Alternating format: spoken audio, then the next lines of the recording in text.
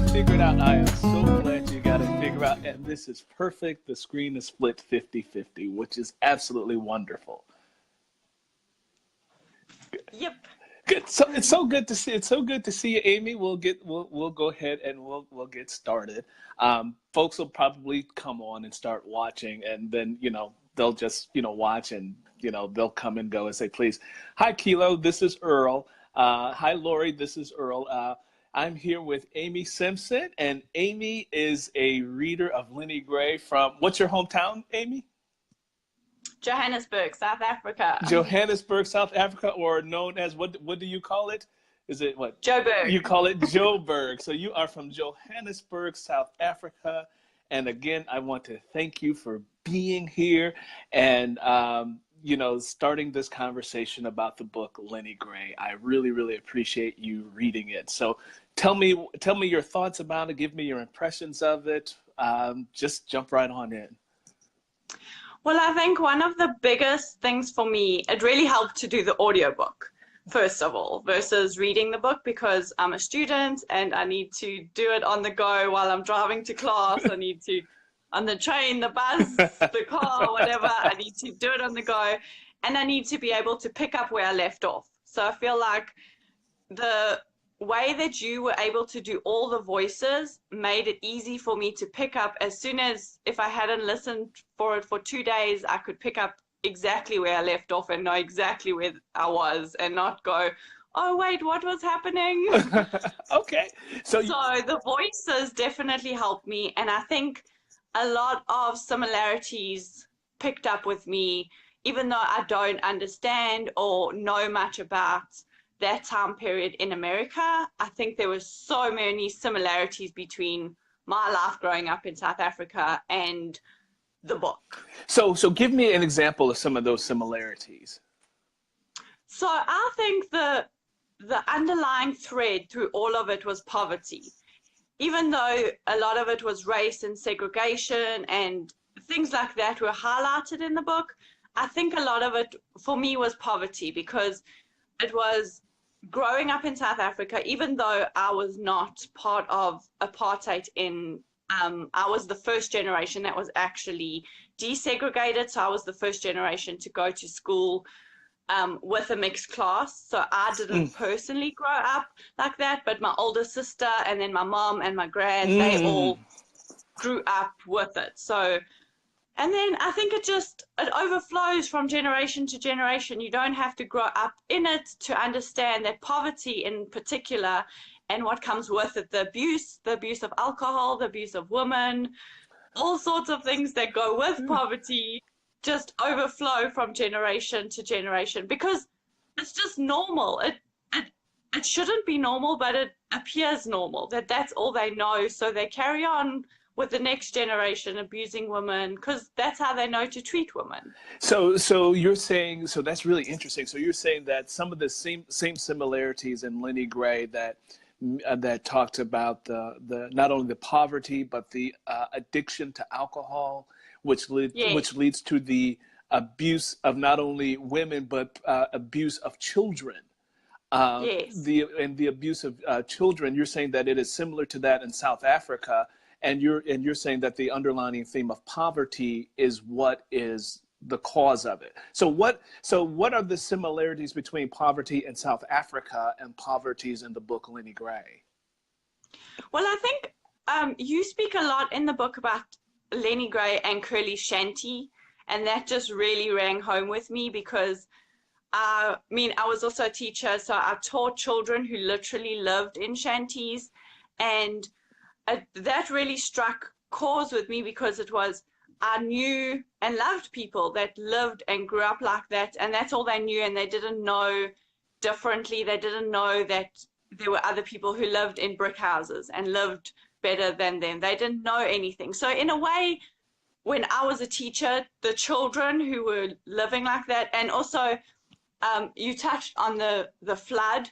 There was actually situations, not as great as floods, but just normal weather conditions that affected their shanties. So affected, you wake up in the morning and your whole house and living condition is washed away. So you have to rebuild in the morning. Oh, wow. Like those things that affected, and even though that is recent years, that's not, you know, 100 years ago. segregation and apartheid. That's recent years that those things still affect people because of poverty. And so when did, just for readers to understand or watchers to understand, when did apartheid end?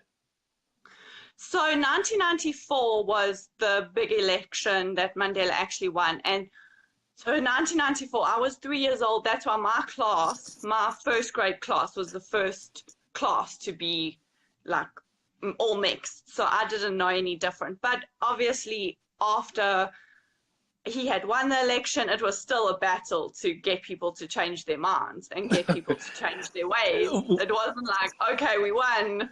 Now everybody's happy with each other. So that's a very interesting and exciting point that you bring up, because it does take generations for these things to like sort of die down, and for those people who were, you know, lived through it, or, you know, whether they suffered through it or benefited from it, to sort of, you know, say, okay, there's a loss here that has been suffered. There's a freedom gained for some, and then a loss suffered for others. And one of the interesting things with Lenny Gray that you know I talk about, or you know in conversation, is that even after segregation, you know, ended, or even after slavery or the Civil War ended, there was no therapy for people to sort of help them transition from one way of life to another way of life. So, you know, with South Africa and apartheid, was there any type of transition to help people who were, you know, who both suffered the losses, you know, from the privilege of apartheid that some people got, and those who suffered at the hands of it? I really think that there was no formal therapy and things like that, but my generation and the younger generation now, they are really doing a lot in the youth to not only educate their parents and the parents before them, because a lot of them, like my generation, they were the first to be educated. So their parents before them couldn't help them with homework and couldn't help them with a lot of things. So, and they had a lot of thinking that, like, why do you need to be educated? What's the point? Exactly like you say in Lenny Gray about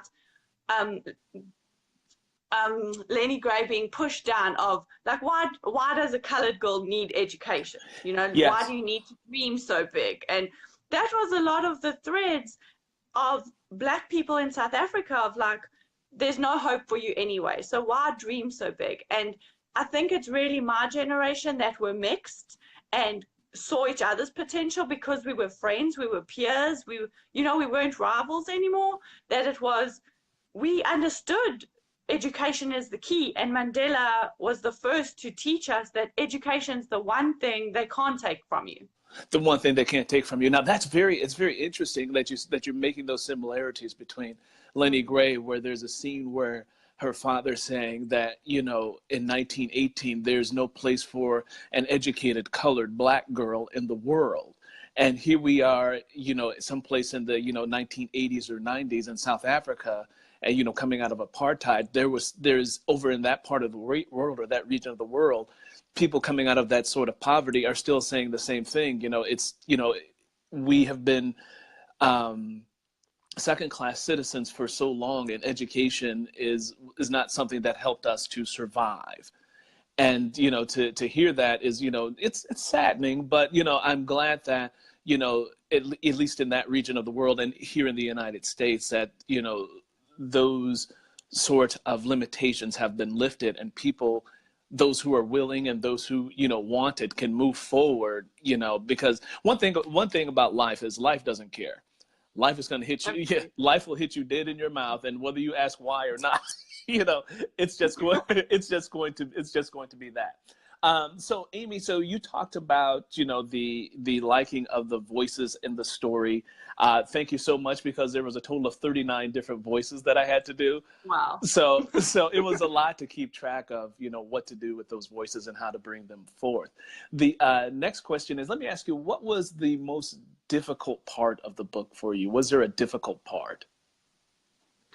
I think there was absolutely a difficult part in So I don't want to give too much away It's about okay. the story. Before you go on, for those of you who are watching, spoiler alert, if you haven't read the book Lenny Gray, okay, now we can go on. Okay, so in Lenny Gray, not giving too much away, the difficult part, there was definitely a scene with Curly and Lenny that just, I think you did a fantastic job at writing from her perspective as well. And I think that's challenging because I think it might have come more easy to write from a male perspective than a female's.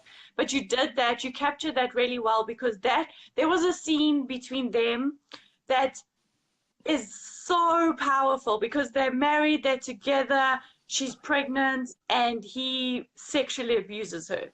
And that whole scene is just so powerful and emotional and difficult for me to listen to because I knew so many women like that. That is it rape when it's married? When you're Ooh, married. yes, yes. That brings up But a great question, that some people struggle with because you're right. If you're married and you do not want to engage in, that activity with your husband or your significant other and they force it on you, is that considered rape or is that just considered, your marital duty, if you will? and I have to say that there's so many parts that you wanna hate Curly, right? Like he's abusive, and you wanna hate him because he hurts her. But in the reality of things, you have to look at it and you have to go, you know what? What other option does she have? He protects her, he feeds her, he's doing the best he can in the poor situation he's in. So there was a part of me that was difficult for me because I wanted to just hate him and just go, you're a bad, evil person. But that's not the case because he's a complex person. Yes, he shouldn't have done those things, but he's complex and he's doing the best he can with the poverty he has and the lack of birth control for all the children they have. Yes, because you bring up an excellent point, which I think is wonderful, is that Curly was a very complex man. You couldn't just say, oh, Curly, if you did this, it would fix this and all would be well. That's just not the way it worked. And that's not the way life works. I mean, just because you fix one issue, doesn't mean that everything else is going to fall in line. And for him, he was a character, I think, that you loved him and you hated him at the same time. Absolutely. And so I think one of the things that I tried to do with being a writer and walking that fine line is to explain, why he was the way that he was, and look at, because of the way that not only the way that society pressed down on them, Yeah. and not only the way, not so there was layers, society pressed down on them culturally. There was a cultural oppression that was followed, and then there was the individual pressure that was followed. So he was under a lot of pressure, as they all were, but we all respond in different ways to different situations. And this was his way of coping with it. And also, when we talk about the addiction that he was dealing with, that was really a numbing out. Mm-hmm. That was really about numbing out from all of those big emotions that he had, because Curly, he had all of those big emotions and he had all of that hurt that he didn't know what to do with. He didn't know what to do with it. And it was just difficult for him to do that. Difficult for him to deal with that and know where to place him, especially if he was trying to, do better, but he knew that he couldn't. Hey, Rosie, how are you? I see you. So, Rosie, we're talking about Lenny Gray. Rosie's another person who listened to Lenny Gray. So, Rosie, hey, she's saying away. She's giving a heart love here. So, Rosie, this is Amy from South Africa, and she has read the book Lenny Gray as well. So, we're discussing it. So, let me ask you another question. What did you think about? There's a theme of superstition that's intermingled into the storyline. There's a whole lot of superstition going in there. Go ahead. So the superstition elements to me definitely rang true. But I think for me, superstition goes hand in hand with religion. And religion, some of the most religious people that I knew growing up were also very superstitious. And those things went hand in hand. And they, like, when your basic rights and needs and all of those things are in survival, you need something to believe in. And Mm. so those things went hand in hand. And I can understand in South African culture, we have so many cultures and, I mean, 11 official languages and so many religions Hmm. that I knew and grew up with so many kids who had superstitions. And I mean, a silly one that I'm sure lots of my friends will relate to is when we grew up um, as kids, a lot of our friends had superstitions about Pinky Pinky, which was like a little gremlin that was going to catch you if you said Pinky Pinky 3 times in the mirror, like, and then they also, I think one thing to note is they had superstitions about pregnancy and women and like being on your period or things like that, that because they didn't know, they weren't educated about the truth of it. So Hmm. they had to just know that, they had to tell each other things. And I have a lot of respect for so many of those superstitions and religions and things like that, because they all have their place in this world. And it wasn't just, I think it's easy to look at superstitions from an educated point of view and be like, that's crazy. How do you believe that? But there's lots of things in religion that you could do that too, but it's not about dissecting each piece. It's just about like having respect and actually understanding why they believe that and why they had to believe that. Because I know a lot of poor people that grew up needing something to believe in because the government wasn't helping them, family wasn't helping them. They need somebody to like believe that they're going to help them. Right. And so that is excellent that you bring that up, because in Lenny Gray, that's what Curly and Lenny Gray do, because they have these opposing forces where Lenny Gray is believing in God and power and the power of faith. And Curly's coming from the standpoint of like, God doesn't like us. And, Mm-hmm. why should I pray to a God that doesn't like us, that is keeping me in poverty? So Curly decides that he's going to pray to the devil. And so Mm-hmm. and so both sides of them, they needed something to believe in, and that would help them through those difficult times, to help them to understand what was going, or to help them bring some kind of understanding to the life that they were living. And when they felt completely powerless to do anything, they wanted to turn it over to some other entity or some other deity or some other God that says, this is going to, happen. This, when I pray to this particular, whatever, I'm going to get some kind of relief from my suffering. And so, and so that's really interesting. For those of you who haven't read the book, there's a lot of that goes on. And it's really a complex sort of line that I walk with, that of trying to get people to understand, that there was a lot of superstition back during that time.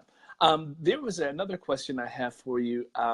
I know I asked you what was the most difficult part, but I'm going to ask you that same question in another way. Was there a part that upset you? I think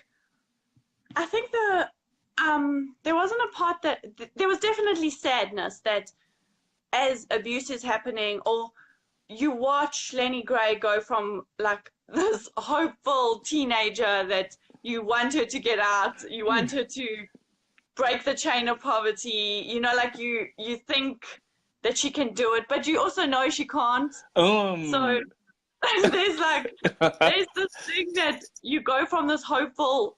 I think it's easy to, and I thought about this after I'd finished the entire book, that once I got to the end and I'd watched her whole life basically unfold, I thought about, it's very easy to go, well, that's just what poverty does. Like she was hopeful and then things happen and life happens and, one child after the other in poverty and you can't get out and you're just in this sick cycle.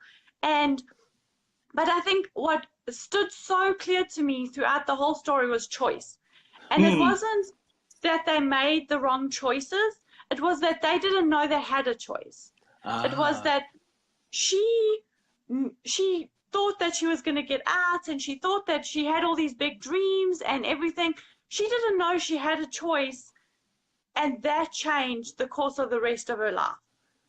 Yeah, yeah, and so that is true, you know, and you know, she just wasn't that aware that she had choices like that, Absolutely. that she was able. Because I think when you go through, whether it's segregation or any type of oppression or things that are just difficult in life, if you don't know you have a choice to get out, that changes everything. Once you can understand that, and I'm not saying the choice is easy ever, but once you understand that you can make choices, because it's easy to look at it and go, well, her choices were just wrong and she made the wrong choices, and you know, to judge it. I think it's easy to judge people that are going through poverty, judge people that are going through, judge her for having so many children without being able to afford them, or Mm. it's easy to judge, but to take a step back from compassion and go, what choice did she really have? Like, she didn't know she had any choice to get out of it.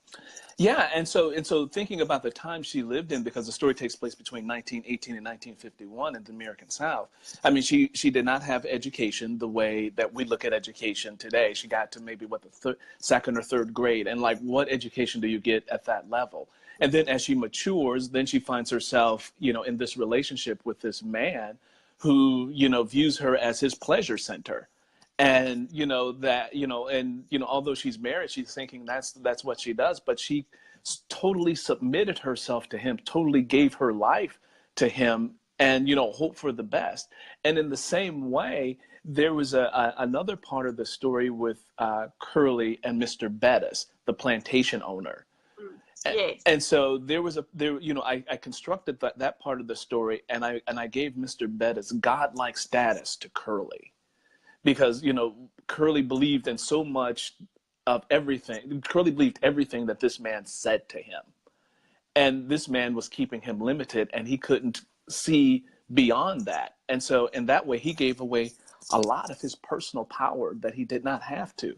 And so even he didn't realize that he had a choice. It was a risky choice, but he still had a choice. Absolutely. And I just had written down one thing that Curly said, about Curly saying, oh, about, like, one of the things Curly said was about staying small. Yeah. You know, like, that really rung a bell with me, because it was like, when you're going through a cycle of poverty, it's not just, okay, I'm broke for a while, you know, a cycle where you've watched your parents struggle through poverty, and that to you it seems like no way out.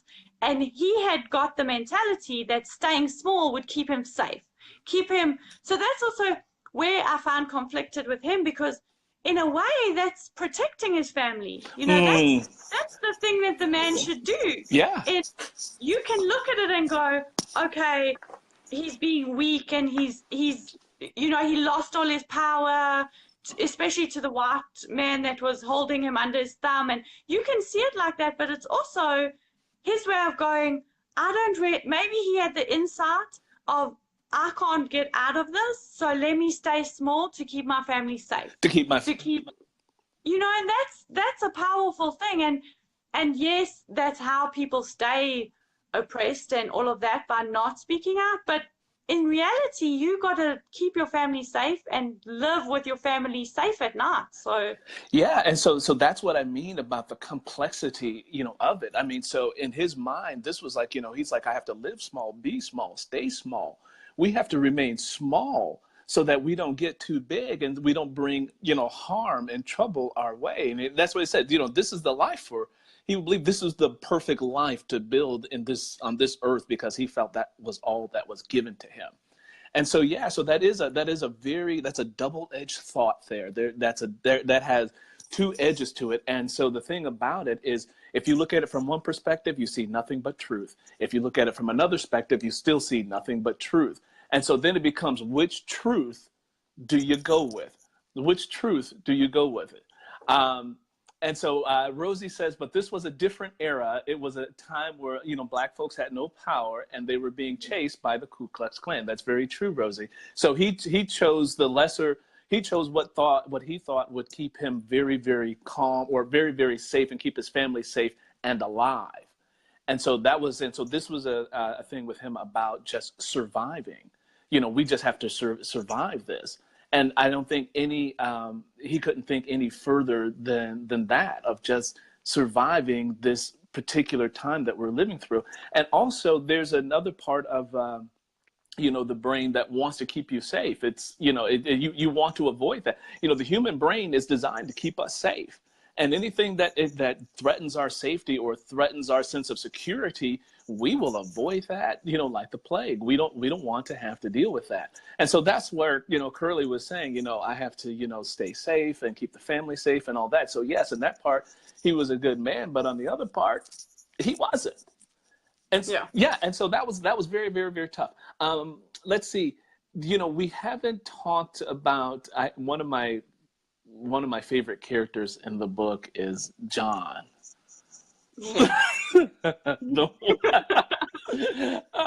So what do you think about John, the one-armed gravedigger in the novel Lenny Gray? Did you know who John? Well, firstly, his voice is very distinctive. Yes, I gave John a very distinct voice. Yeah, he's definitely a character to note. And I think he was kind of a silly character that I think in the beginning you don't really know where his place is, because he's just a character in the city, you know what I mean? Like just a character in the town that's like, you don't think he's crucial. You just think like, okay, he's just one of the characters. He's kind of a quirky sideline character. But as it develops, and especially as it gets closer and closer to the end, it's like you understand that I think John plays into people's superstitions, because he's that absolutely outsider and he doesn't fit in, and his voice completely plays into the superstitions that people have. Yes, and John was one of my fun characters to play with in the story because of what he represented. Yes, Rosie, John was creepy. Rosie has said John was creepy. And so, but it was John's job, what John did, that made him very, very creepy, and just his profession of what he did. Absolutely. But again, John was interlaced throughout the story, and I liked how John was a background character until we started approaching the climax of the story. And then you realize, oh my God. But then you realize throughout the story how John was playing a role in it all the time. But, I wrote it so that he was really in the background, and you weren't really thinking, it's like, oh, okay, well, of course it's natural for John to come at this particular time. But, again, to understand what John represented was really, really fun. Do you have any questions for me? Yes, I do. Okay, so one of my first questions was, I'm sure that you enjoyed all of the characters from different perspectives, but which character for you was a difficult one to write or to perform?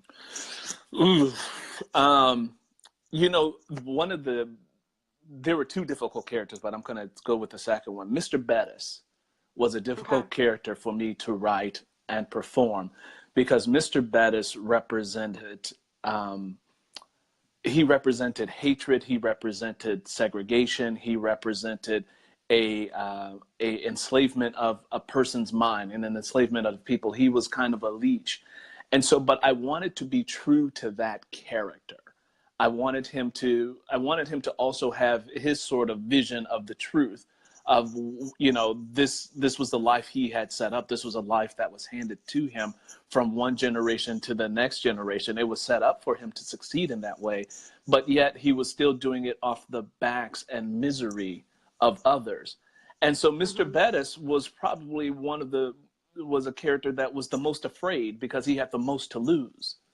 And so, to write him in the way where he wanted to be, emotionally manipulative and emotionally controlling was, a difficult thing for me to not only write, but to perform, and then to have to switch between, when I was performing it, switch between him and Curly at the same time, and then to capture all of that emotion that was playing out between the two of them. The one part where, Mr. Bettis is like, he's like, well, how does it? Well, Curly, you don't know shit from, you don't know horse shit from dog shit. And so and then from Curly to sit there and to say, well, yeah, you're right. And so to have that sort of, like, wow, this is really, really intense, was difficult for me. And then, of course, it was Curly. It was really just playing Curly, and then to a certain degree, his children. Doing the voices for those children, especially Mary when she tried to stand up to her dad. Yeah, when she tried to stand up to him and say, "Dad, you're wrong," and how he really just went in on her, and and played the emotional game. Are you going to believe what's in a book, or are you going to believe me standing in front of you, who's protected you, who saved you? And so that was very difficult for me to do. And another thing I'll say, I lived with these characters. I mean, when I was performing them, I really felt like I became them. Yeah, and it was like I'm sure. Because I felt like there were certain parts where I got lost in being who they were, and there were times when I finished performing or finished a recording session, I was like, I have to shake some of that energy off. And this may sound a little weird, but other writers will get this. It almost felt like a channeling of of this otherworldly things, a channeling of these characters through me. And as a writer, it's one thing to have a character in your head and you just write the voices in your head. It's another thing to vocalize those voices and give them sound, because there were certain points where I'm like, oh my God, is that me? Yeah, I'm sure. Yeah. Okay, you got me knowing you, there were points that I was like, wait, did he do that voice? Yeah, I did them all. It was amazing. That's amazing. But that kind of leads into my next question of was there any character, or like a character in particular, that you had to channel a person you knew in life? Like, was there a character that you had to use that to channel? Because I think it's very, very interesting to me how you did Lenny Gray so well, because like you did it very well from a woman's perspective. So was there a woman in your life that you needed to channel? Oh, that's a good question. Well, that's a loaded question. Wow. So my character Lenny Gray, I must say that I was really probably thinking about my collection of aunts, that I knew and grew up with and grew up around. And what I did when I was channeling Lenny Gray, I was thinking about the way they put words together, how they put phrases together to catch meaning, how they could be soft and forceful, and also be wounded at the same time, and be deeply wounded and be deeply sorrowful at the same, so there was a lot to go in there. I wouldn't say there was one particular person. I would say it was a history of, understanding, that, the culture and the people, and understanding what, what they went through, and, to be able to study that. And that's a good way to put it, because I studied it in a different way. Because if you're just going through life, you're not thinking about it. But when I really stopped to study exactly how they did it, and what they said, and how they brought meaning, and where was the emotion, and where was the logic, I think that made, the big difference with that one. But that's a powerful question. I like that question. All right, Amy. Let's see. We got time for one more. If you got one more. Let me see. Oh, yes. Just from a personal point of view, why do you think this story was important to be told? Oh, okay. That's another powerful question. Well, particularly, here's why. Because there's a couple of answers to this question, and I'll kind of shorten them up. Because the Lenny Grays and Curlys of the world were denied the ability to read, the ability to write, the ability to enjoy a book, the ability to go to a public library to enjoy a book, or a bookstore to enjoy a book, because those things were not afforded, them. And so as a result, they didn't get this chance to see themselves in literature. They didn't get to see themselves in a meaningful way in the world. And so for me, it's like a going back and correcting a wrong. to go back and say, okay, someone has to be able to give voice to those who came before, us, to give voice of that says, well, here is some of my story, or some of the things that I had to go through while here on the planet Earth. And even though I had suffering and I had struggles and I had setbacks and heartaches, I still wanted to show that there was still hope. And also to understand, for the world to understand, that this is not just a United States thing. Poverty and oppression and the subjugation of, men and women, or a people or a culture or a group, is a human issue. It is a human issue. And although we're talking about a story, that takes place 100 years ago, we still have oppression and human trafficking and people being sold into slavery still to this day. And the formula is still the same. And I think if I could, be a voice to let people see that, hey, there's a process to this. And if you start to recognize that process, whether it's through literature, whether it's fiction or nonfiction, that you can, be a voice to make a difference, or be a voice that stands up to it, or at least, at the very least, understand it. And then the final answer to that is that in American history, a lot of the segregation stuff has been omitted from history classes and from history books. And so there are people who grow up in an American education system that don't really understand. They say, okay, there was slavery, then it ended, and people think there was just that one incident, but no, there was a second coming to it. And so and for me, some people argue that the end of segregation ended with the Second World War in the 1940s, but I would argue that it ended in 1968 with the signing of the Civil Rights Bill. Yeah. And so when you think about 1968, that's just 50 years ago. That's still very, very recent. And for people to, not know is just wrong. People need to know so that we don't repeat it again. So with that, absolutely. Yeah. So with that being said, Amy, I want to thank you so very much for taking the time out of your busy day. Thank you so much for reading the book, and thank you so much for sharing your comments. I really, really appreciate it. Well, thank you so much for writing it. All right, Amy. Until next time, I'll talk to you later. Okay, bye. Bye-bye.